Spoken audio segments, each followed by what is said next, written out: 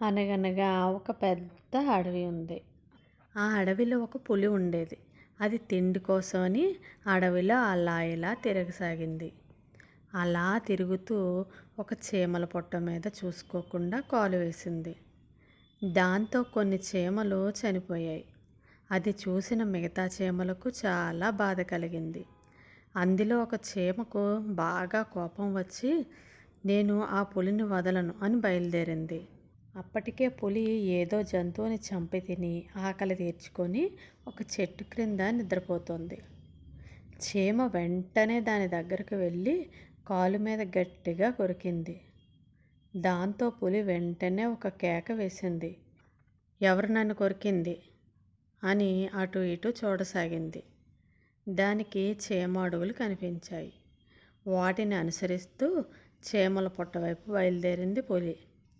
అయితే పులిని కరవడంతో చీమ నోటి నిండా రక్తమైంది. ఆ నోటితోనే తన పుట్టవైపు కదిలింది.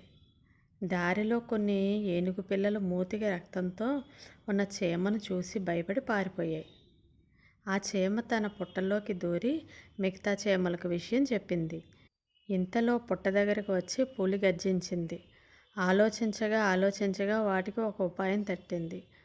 పులిని కరిచిన చీమ నోటికి ఉన్న రక్తం చూసి భయంతో పారిపోయిన ఏనుగు పిల్లలు వాటికి గుర్తొచ్చాయి.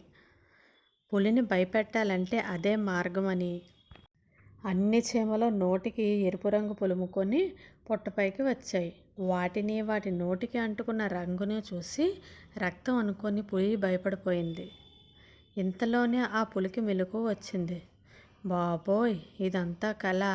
పొద్దున్నే చీమల పుట్ట మీద అడిగేసి అవి కరిచాయి కదా, ఎందుకైనా మంచిది ఇకపై అటువైపు వెళ్ళకూడదు అని అనుకొని మళ్ళీ నిద్రలోకి జారుకుంది.